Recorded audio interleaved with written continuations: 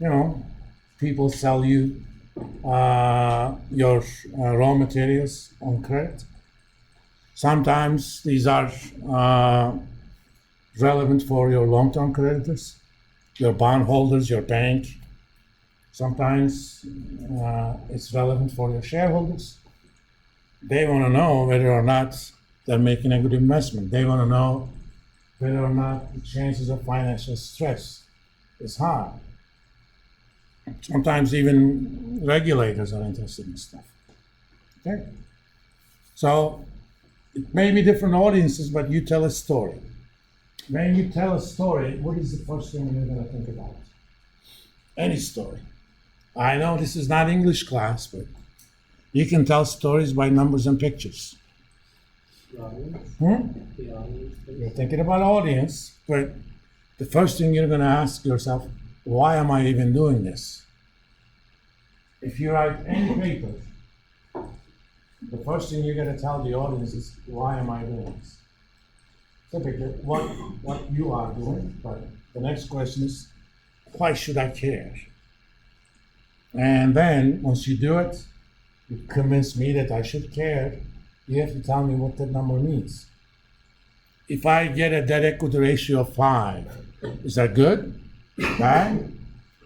What's some sort of acceptable number, a range maybe? And is it also kind of robust to different environments?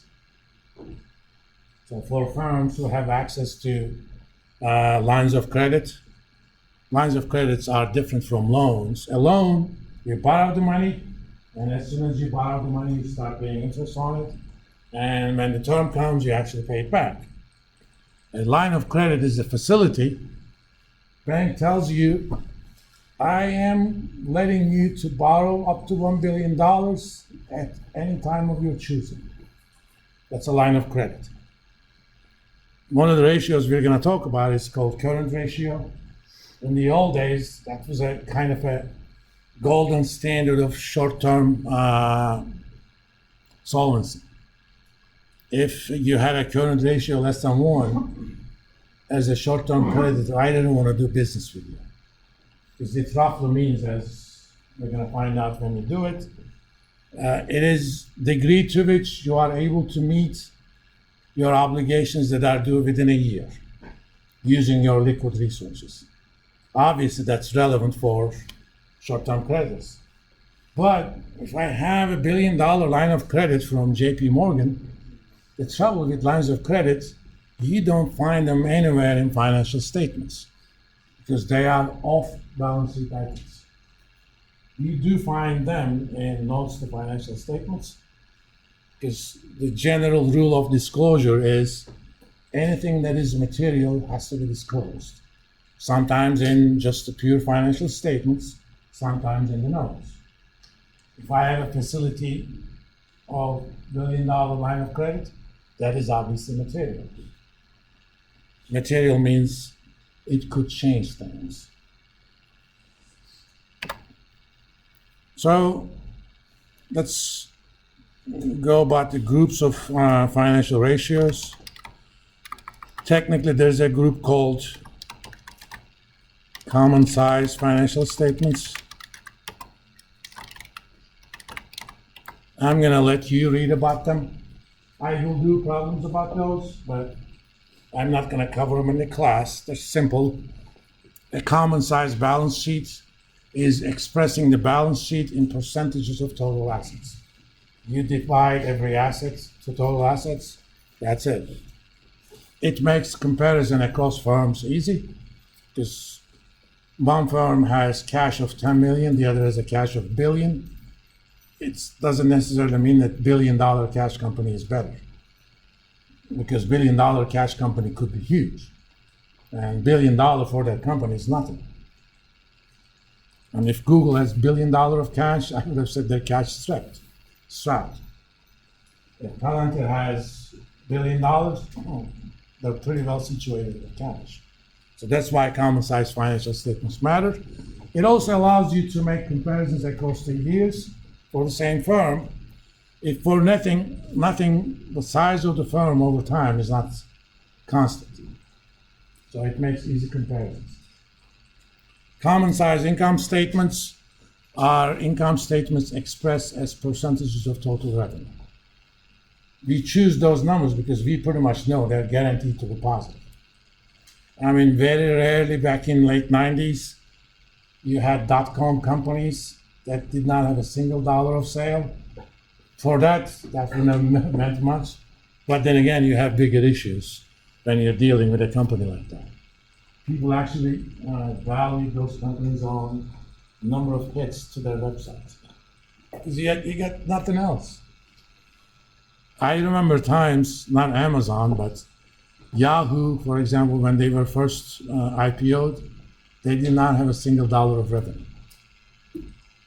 Google, when they were first IPO'd, Google had revenue by then, but when they were first established, not a single dollar of revenue. Nobody knew how to make money off of searches yet. Google figured out the ads, then all the other people kind of came along. We're going to look at, mostly today, short-term solvency ratios. Again, the audience for these are short-term creditors, pretty much. And possibly the guy or gal, or as they would say in Scotland, the laddie or the lassie that's evaluating the working capital manager or short-term cash flow manager. Those are the audiences. It roughly says to what degree I'm able to meet my short-term obligations. That's all that says. With the proviso that if you can bring in the off-balance sheet items to that, but using just published financial statements, they're limited to following definition. The mother of all of those is called current ratio. As you may have guessed, it is the ratio of two current things we have on a balance sheet. Current assets divided by current liabilities, or as I would abbreviate them, CA over CL. CAC. Liabilities.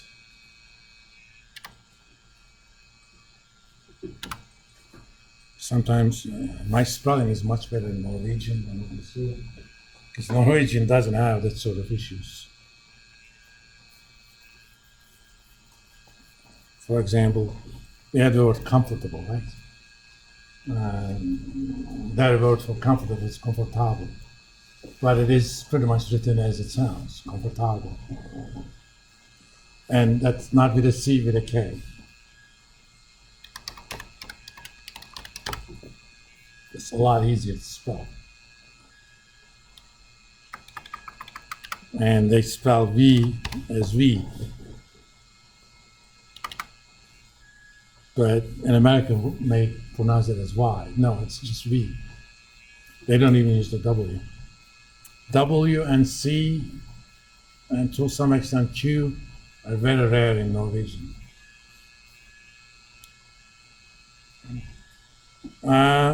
What's the story it's telling? It's telling that to what degree we can match our current liabilities. So what would be a good number? Again, with the asterisk that we don't know about lines of credit. In the 1950s, that was a non-issue when these concepts were kind of invented. It's got to be at least one, okay? And presumably it should be somewhere north of one. I want current ratio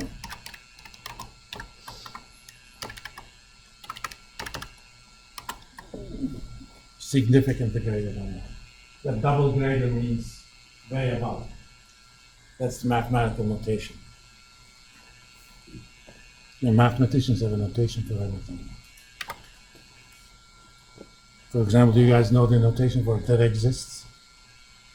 It's a reverse capital E. For all, reverse capital A. Not an element of E. That's right. That's why math papers are a lot shorter. Have you guys ever seen the movie A Beautiful Mind? The guy over there, John Nash, ended up getting a Nobel Prize in economics because he solved that, at that point, unsolvable problem, whether there exists a solution to problems of games, strategizing. His PhD dissertation in Princeton was 4 pages. And these days, PhD dissertations have more than 4 pages of just references. But all you had to do was use mathematical notation. And at that point, there was a new theorem was proved in mathematics for correspondences. It was Kakutani's fixed point theorem.